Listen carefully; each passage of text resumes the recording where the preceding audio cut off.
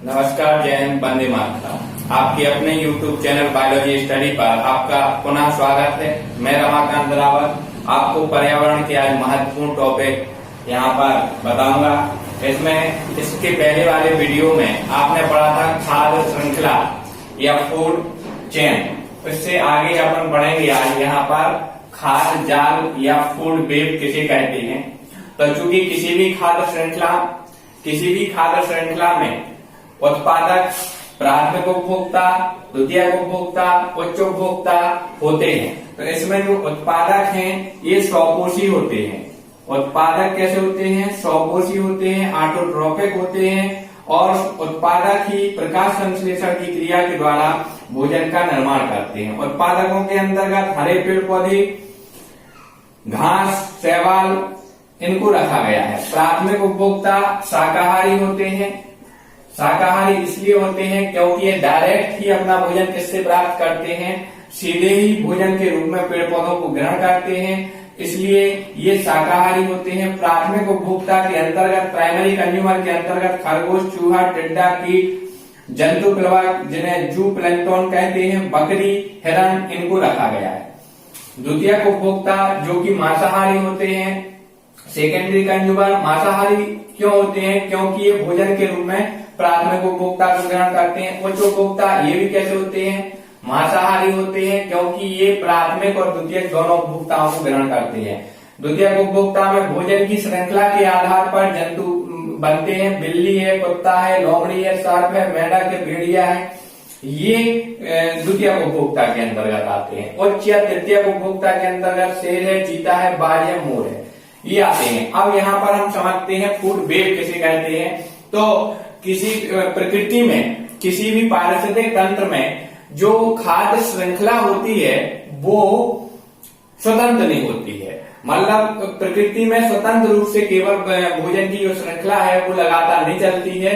प्रकृति में कई खाद्य श्रृंखलाएं आपस में जुड़ जाती हैं और जुड़कर एक जाल जैसी संरचना बना लेती हैं। जब कई खाद्य श्रृंखलाएं मिलकर के एक जाल जैसी संरचना बना लेती हैं तो उसी को क्या कहते हैं? उसको खाद्य जाल या फूड वेब कहा जाता है। अब यहाँ पर देखेंगे हम जैसे कैसे जाल बनेगा, खाद्य जाल बनेगा। जैसे हरे पौधे हैं तो इनको खरगोश भी ग्रहण कर सकता है। हरे पौधों को यहाँ पर टिड्डा भी ग्रहण कर सकते हैं। हरे पौधों को बकरी भी ग्रहण कर सकती है। हरे पौधों को हिरण भी ग्रहण कर सकते हैं। घास है, घास को टिड्डा ग्रहण कर सकता है, कीट ग्रहण कर सकते हैं यहाँ पर, और बकरी भी ग्रहण कर सकती है, हिरण और खरगोश वगैरह भी ग्रहण कर सकते हैं। शैवाल को जंतु प्लवक ग्रहण कर सकते हैं। शैवाल को टिड्डा भी ग्रहण कर सकते हैं, कीट भी ग्रहण कर सकते हैं, चूहा भी ग्रहण कर सकते हैं। अब यहाँ पर ये तो थे सभी शाकाहारी जो केवल किस पर डिपेंड रहते हैं? केवल उत्पादकों पर डिपेंड रहते हैं। लेकिन जो द्वितीयक उपभोक्ता होते हैं, सेकेंडरी कंज्यूमर होते हैं, ये प्राथमिक उपभोक्ता को भोजन के रूप में ग्रहण करते हैं। जैसे चूहा है, चूहा को बिल्ली ग्रहण करेगा, फिर खरगोश को कुत्ता ग्रहण कर सकता है, टिड्डा को मेढक ग्रहण कर सकता है, सर्प भी ग्रहण कर सकता है, कीट को सर्प ग्रहण कर सकता है, मेढक ग्रहण कर सकता है, बकरी को भेड़िया ग्रहण, हिरण को भी भेड़िया ग्रहण कर सकता है, खरगोश को भी कर सकता है। इसके अलावा बकरी को लोमड़ी ग्रहण कर सकती है, चूहा को भी लोमड़ी ग्रहण कर सकती है। तो ये यहाँ पर, इसके अलावा बिल्ली को शेर भी ग्रहण कर सकता है, चीता भी ग्रहण कर सकता है और लोमड़ी को भी चीता ग्रहण कर सकता है। सर्प को मोर ग्रहण कर सकती है, मेढक को भी मोर ग्रहण कर सकता है, भेड़िया को चीता ग्रहण कर सकता है। और यहाँ पर जो बाज है, बाज सर्प को ग्रहण कर सकता है, मेढक को ग्रहण कर सकता है। तो इस प्रकार आप देख सकते हैं कि यहाँ पर एक जाल टाइप की संरचना बन गई है जिसको खाद्य जाल या फूड वेब कहा जाता है।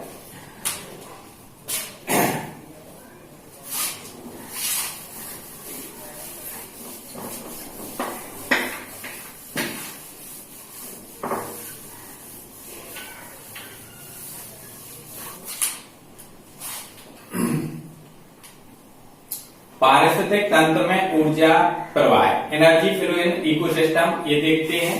तो पारिस्थितिक तंत्र में ऊर्जा का प्रवाह किस प्रकार होता है? तो सबसे पहले प्रकृति में किसी भी पारितंत्र में जो सूर्य है ये ऊर्जा का प्रमुख स्रोत होता है। मतलब सूर्य से ही सभी प्रकार के पारितंत्र जो हैं वो चलते हैं। तो सबसे पहले सूर्य की ऊर्जा को कौन ग्रहण करता है? सबसे पहले उत्पादक या प्रोड्यूसर जो है केवल वही सूर्य की सौर ऊर्जा का अपने में भोजन के निर्माण के समय रासायनिक ऊर्जा में परिवर्तित करने की क्षमता रखते हैं और किसी भी पारितंत्र का प्रथम पोषक स्तर T1 का निर्माण करते हैं। प्रथम पोषक स्तर कौन होते हैं आपको ध्यान रखना है? उत्पादक प्रथम पोषक स्तर होते हैं T1 या प्रथम ऊर्जा स्तर भी कह सकते हैं E1, इन्हें ऊर्जा स्तर भी कहते हैं। दूसरा प्राथमिक उपभोक्ता भोजन के रूप में प्रोड्यूसर को ग्रहण करेंगे और ये द्वितीय पोषक स्तर का निर्माण करते हैं T2 और इन्हें द्वितीय ऊर्जा स्तर भी कह सकते हैं। फिर द्वितीय उपभोक्ता सेकेंडरी कंज्यूमर ये तृतीय पोषक स्तर का निर्माण करते हैं। इसी प्रकार तृतीय उपभोक्ता जो है तृतीय उपभोक्ता चतुर्थ पोषक स्तर का निर्माण करते हैं, इन्हें हम T4 कहते हैं। तो तृतीय उपभोक्ता किसका निर्माण करते हैं? चतुर्थ पोषक स्तर का निर्माण करते हैं। अब पारिस्थितिक तंत्र में ऊर्जा का प्रवाह होता कैसे है? तो सबसे पहले सूर्य की ऊर्जा किसमें आएगी? उत्पादकों में आएगी। उत्पादकों से किसमें जाएगी? प्राथमिक उपभोक्ता में जाएगी, फिर द्वितीय उपभोक्ता में जाएगी, फिर तृतीय उपभोक्ता में जाएगी। इस प्रकार ऊर्जा का प्रवाह होता है और ऊर्जा का जो प्रवाह होता है हमेशा एक दिशीय होता है। ऊर्जा का प्रवाह एक दिशीय होता है, मतलब यूनिडायरेक्शनल होता है, एक दिशीय होता है। क्वेश्चन पूछा जाता है कि पारिस्थितिक तंत्र में ऊर्जा का प्रवाह एक दिशीय होता है, द्विदिशीय होता है, बहुदिशीय होता है। तो आपको बताना है कि इसमें ऊर्जा का जो प्रवाह है एक दिशीय अर्थात उत्पादकों से उपभोक्ताओं की तरफ ही ऊर्जा चलती है या ऊर्जा का स्थानांतरण होता है। पोषक स्तर निश्चित नहीं होते हैं। ये जितनी लंबी श्रृंखला होती है, खाद्य श्रृंखला जितनी होती है, मतलब खाद्य श्रृंखला में जितने स्तर होते हैं उसी के हिसाब से पोषक स्तर का निर्माण होता है। उत्पादक सदैव प्रथम पोषक स्तर होते हैं, प्रथम पोषक स्तर या ऊर्जा स्तर कहे जाते हैं। अब यहाँ पर जो लिंडमान नामक जो वैज्ञानिक थे, लिंडमान नामक वैज्ञानिक, इन्होंने 10% का नियम दिया था। लिंडमान का 10% का नियम, ठीक है, ये बहुत ही महत्वपूर्ण नियम है। लिंडमान का 10% का नियम जो है इन्होंने ऊर्जा प्रवाह के संबंध में ही 10% का नियम दिया था। अब 10% का नियम होता क्या है? इन्होंने जितनी भी ऊर्जा यहाँ से, जैसे सूर्य से 10,000 जूल ऊर्जा पादप पर पड़ती है, तो पादप इसका केवल 1% ऊर्जा ही अपने में संचित करते हैं। मतलब जितनी ऊर्जा सूर्य से इस पर पड़ेगी, उत्पादकों का पड़ती है, उसका 1% अपने में संचित। तो 10,000 का 1% मतलब 100 जूल ऊर्जा अपने में संचित करेंगे।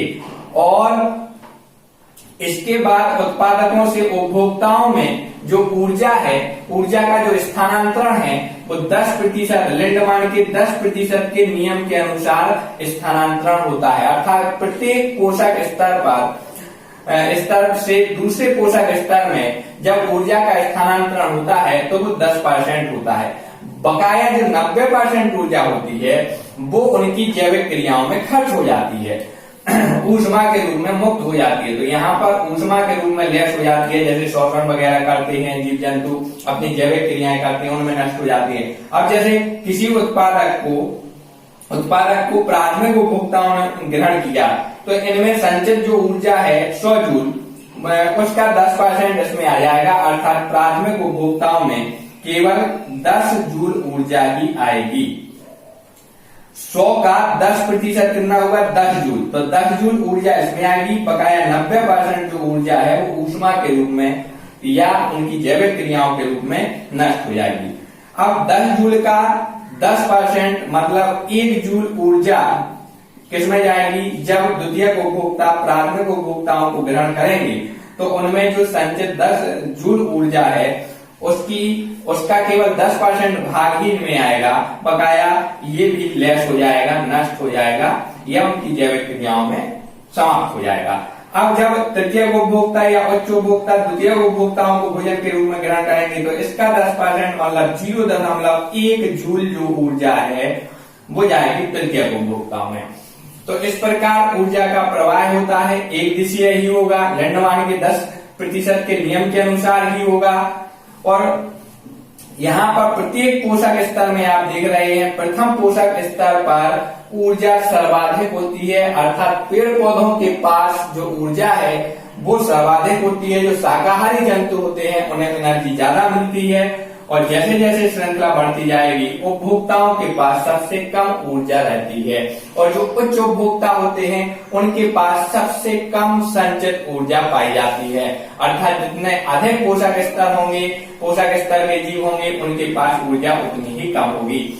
ऊर्जा का जो प्रवाह है यहाँ पर ऊष्मागतिकी के नियमों के, ऊष्मागतिकी के प्रथम और द्वितीय नियम के अनुसार ऊर्जा का प्रवाह होता है। ऊष्मागतिकी का प्रथम नियम ये होता है कि ऊर्जा ना तो नष्ट होती है और ना ही उत्पन्न होती है, केवल एक रूप से दूसरे रूप में परिवर्तित हो जाती है। प्रथम नियम। दूसरा नियम, जब कोई ऊर्जा एक रूप से दूसरे रूप में परिवर्तित होती है तो उसका कुछ भाग वातावरण में मुक्त हो जाता है और वो नष्ट हो जाता है, कुछ भाग लेस हो जाता है। तो ये दो ऊष्मागतिकी के दो नियम के अनुसार ऊर्जा का प्रवाह होता है। अब एक नया टॉपिक यहाँ पर है पारिस्थितिक पिरामिड। पारिस्थितिक पिरामिड जो है 1927 में पारिस्थितिक पिरामिड चार्ल्स एल्टन नामक वैज्ञानिक ने 1927 में पारिस्थितिक पिरामिड दिया हुआ था। पारिस्थितिक पिरामिड कहते किसे हैं? प्रकृति में बहुत सारी खाद्य श्रृंखलाएं पाई जाती हैं, फूड चेन पाई जाती हैं, और उन खाद्य श्रृंखलाओं को आलेखीय चित्रण के रूप में प्रदर्शित करना, मतलब एक आलेख बनाना, खाद्य श्रृंखलाओं के आलेख को प्रदर्शित करना चित्रों के माध्यम से पारिस्थितिक पिरामिड कहलाते हैं। तो प्रकृति में जितने भी पारितंत्र हैं, उनमें जितनी भी खाद्य श्रृंखलाएं हैं, उन सभी के 3 प्रकार के पिरामिड तैयार किए गए हैं। पहला जो पिरामिड है संख्या का पिरामिड, पिरामिड ऑफ नंबर। दूसरा है जैव भार का पिरामिड, पिरामिड ऑफ बायोमास। तीसरा है ऊर्जा का पिरामिड, पिरामिड ऑफ एनर्जी। जब भी पिरामिड बनेंगे, पिरामिड 2 बन सकते हैं, एक सीधा पिरामिड बन सकता है और एक उल्टा पिरामिड बन सकता है। 2 प्रकार के पिरामिड प्रकृति में पाए जाते हैं। हमेशा पिरामिडों के आधार पर हमेशा उत्पादक होंगे। उत्पादक जो होते हैं हमेशा आधार वाला भाग बनाते हैं, चाहे पिरामिड सीधा हो चाहे पिरामिड उल्टा हो, उत्पादक सदैव आधार तरफ ही होते हैं। और सीधा और उल्टा, जब नुकीला सिरा नीचे की ओर हो, चौड़ा वाला सिरा ऊपर की ओर हो, तो ऐसा पिरामिड उल्टा होता है। अगर चौड़ा वाला आधार नीचे की तरफ हो और नुकीला वाला जो सिरा है ऊपर की तरफ हो, तो वो सीधा पिरामिड, अपराइट पिरामिड कहलाता है। अब यहाँ पर देखते हैं संख्या का पिरामिड किसे कहते हैं। तो संख्या का पिरामिड जो है, किसी भी खाद्य श्रृंखला में जीवों की संख्या के आधार पर जब आलेखीय निरूपण किया जाता है, आलेख बनाया जाता है, किसके आधार पर? जीवों की संख्या के आधार पर। जब कोई पिरामिड तैयार किया जाता है तो उसको संख्या का पिरामिड, या हम इसको जैव संख्या का पिरामिड, पिरामिड ऑफ नंबर कहते हैं। अब यहाँ पर कुछ पारितंत्र में, जैसे घास पारितंत्र में अपन जैव संख्या का पिरामिड देखते हैं, तो सबसे पहले यहाँ उत्पादक कौन होता है? घास पारितंत्र में घास उत्पादक होती है। इसको प्राथमिक उपभोक्ता कौन ग्रहण करता है? तो इसको टिड्डा ग्रहण करेगा। टिड्डा को ग्रासहॉपर, इसको कौन ग्रहण करेगा? मेढक ग्रहण करता है। और इसको कौन ग्रहण करेगा? सर्प ग्रहण करेगा। और सर्प को मोर या बाज ग्रहण करता है। ये किसकी खाद्य श्रृंखला है? तो घास पारितंत्र की खाद्य श्रृंखला है। अब ये जो खाद्य श्रृंखला है, इसको हमें पिरामिड के रूप में प्रदर्शित करना है, तो किस टाइप से पिरामिड बनेगा? तो आप देखेंगे कि जैव संख्या का जो पिरामिड है, इसमें घास पारितंत्र में घास की संख्या सबसे अधिक होती है। अतः यहाँ पर जो इसका आधार होगा वो घास, चूंकि उत्पादक है इसलिए उत्पादक यहाँ रखना है घास जो होगी वो पिरामिड का चौड़ा वाला भाग बनाएगी। मतलब इसकी संख्या सबसे अधिक होगी, घास से कम संख्या टिड्डा की होगी, टिड्डा से कम संख्या मेढक की होगी, मेढक से कम संख्या सर्प की होगी और सबसे कम संख्या घास पारी तंत्र में बाज की होगी। 1-2 बाज होंगी। तो इस प्रकार आप देख सकते हैं कि सीधा पिरामिड यहाँ पर बना है, इसको हम अपराइट पिरामिड या सीधा पिरामिड कहते हैं। अब अगर पूछा जाए कि जैव संख्या का पिरामिड घास पारी तंत्र में कैसा बनेगा, तो आप देखेंगे कि घास पारी तंत्र में सीधा बनता है। घास पारी तंत्र में जो जैव संख्या का पिरामिड है वो कैसा बनता है, सीधा बनता है।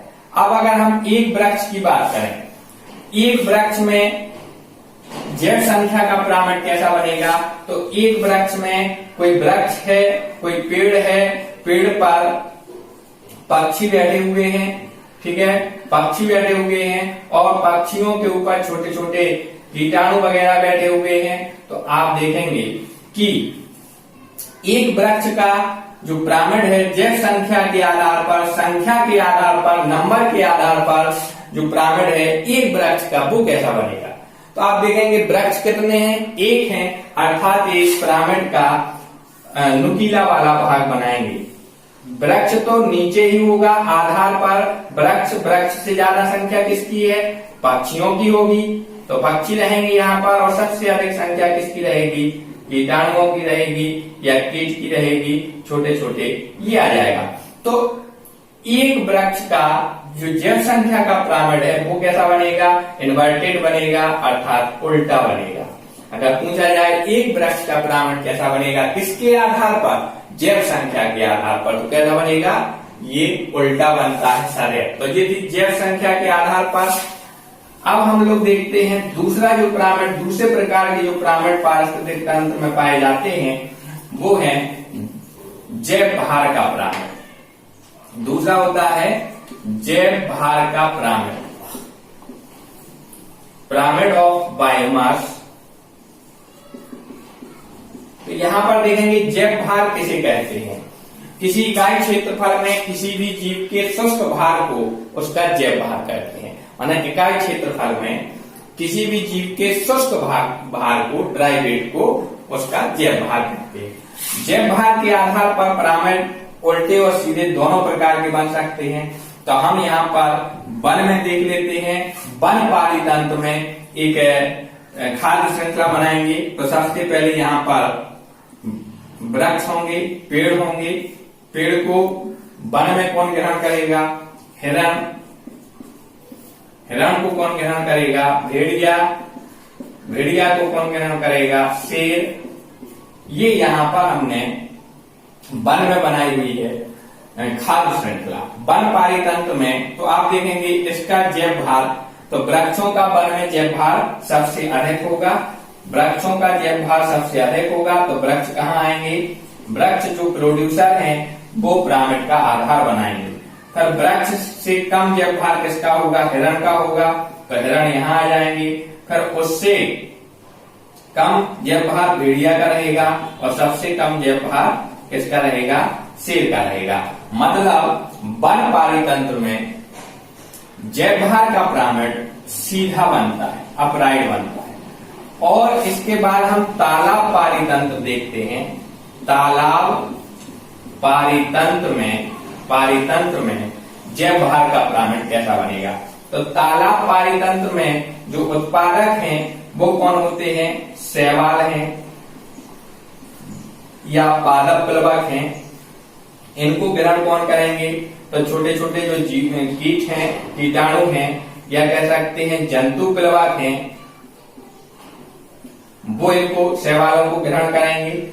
अब इनको कौन ग्रहण करेगा, छोटी मछलियां ग्रहण करेंगी। और इनको कौन ग्रहण करेगा, तो इनको बड़ी मछलियां ग्रहण करेंगी। ये जो हमने खाद्य श्रृंखला बनाई हुई है ये तालाब पारी तंत्र में बनाई है। और अपन को देखना है कि तालाब पारी तंत्र में जैव भार का पिरामिड कैसा होता है। तो यहाँ पर देखेंगे किसके आधार पर, जैव भार, बायोमास। तो शैवाल का जैव भार क्या रहेगा, बड़ी मछलियों की तुलना में तो जेब भार सबसे कम रहेगा। अर्थात एक पिरामिड का नुकीला वाला भाग बनाएंगे तो यहाँ आ जाएंगे शैवाल, प्रोड्यूसर, उत्पादक हैं ये। फिर इनको ग्रहण करेंगे कौन? जंतु प्लवक, क्योंकि इनका जेब भार शैवाल से अधिक होगा। फिर छोटी मछलियां, क्योंकि इनका जेब भार इनसे अधिक होगा। और सबसे अधिक जेब भार किसका होगा? बड़ी मछलियों का होगा। अर्थात एक यहाँ पर उच्च उपभोक्ता के रूप में आते हैं। अर्थात तालाब पारितंत्र में जेब भार का पिरामिड कैसा बनेगा? उल्टा बनेगा, इन्वर्टेड बनेगा। तो ये ध्यान रखना है। तालाब पारितंत्र सबसे अधिक पूछा जाता है। तालाब पारितंत्र सदैव कैसा बनेगा? उल्टा बनता है जेब भार के आधार पर। तीसरा जो पिरामिड है वो है ऊर्जा का पिरामिड। ऊर्जा का पिरामिड, तीसरा जो है ऊर्जा का पिरामिड या pyramid of energy. Pyramid of energy, ऊर्जा का पिरामिड, पिरामिड ऑफ एनर्जी। तो चूंकि पेड़ पौधे या उत्पादक सबसे अधिक ऊर्जा रखते हैं, कोई भी पारितंत्र हो, चाहे घास पारितंत्र हो, चाहे वन पारितंत्र हो, चाहे एक वृक्ष का पारितंत्र हो, चाहे तालाब पारितंत्र हो, चाहे मरुस्थलीय पारितंत्र हो, समुद्र पारितंत्र हो, कोई भी पारितंत्र है, ऊर्जा का जो पिरामिड है वो सदैव सीधा बनता है। सदैव सीधा क्यों बनता है? क्योंकि सौर की जो ऊर्जा है वो कौन ग्रहण कर सकता है? केवल उसको उत्पादक ही ग्रहण कर सकते हैं, प्रोड्यूसर ही ग्रहण कर सकते हैं। तो उत्पादकों के पास, प्रोड्यूसर के पास सबसे अधिक संचित ऊर्जा होती है। अर्थात ये पिरामिड का सदैव आधार वाला भाग बनाएंगे, सबसे ज्यादा ऊर्जा इनके पास होती है। फिर इनको कौन ग्रहण करेगा? प्राथमिक उपभोक्ता। तो उनके पास ऊर्जा 10% के नियम के अनुसार आएगी, अर्थात उत्पादकों का 10% ही इसमें आएगा। तो इसकी जो ऊर्जा है प्राथमिक उपभोक्ताओं की वो उत्पादक से कम है। फिर इनको ग्रहण करेंगे द्वितीयक उपभोक्ता, तो इनसे कम है। और यहाँ पर उच्च उपभोक्ता के पास एनर्जी सबसे कम होती है, ऊर्जा सबसे कम होती है, अर्थात यह पिरामिड का नुकीला वाला भाग बनाएंगे। इस प्रकार कैसा पिरामिड बन जाएगा? सीधा या अपराइट पिरामिड बनेगा। अपराइट पिरामिड बनता है ऊर्जा के आधार पर। पारितंत्र कोई भी हो, लेकिन ऊर्जा का पिरामिड सदैव कैसा बनेगा? तो सदैव सीधा बनता है। तो ये थे आज के टॉपिक। आशा करता हूं कि आपको वीडियो पसंद आया होगा, और अगर वीडियो पसंद आता है तो आप इसको सब्सक्राइब करें, अपने दोस्तों को भी शेयर करें, जिससे कि दोस्त भी इसका, आपके जो मित्र हैं वो भी इसका लाभ उठा सकें। धन्यवाद।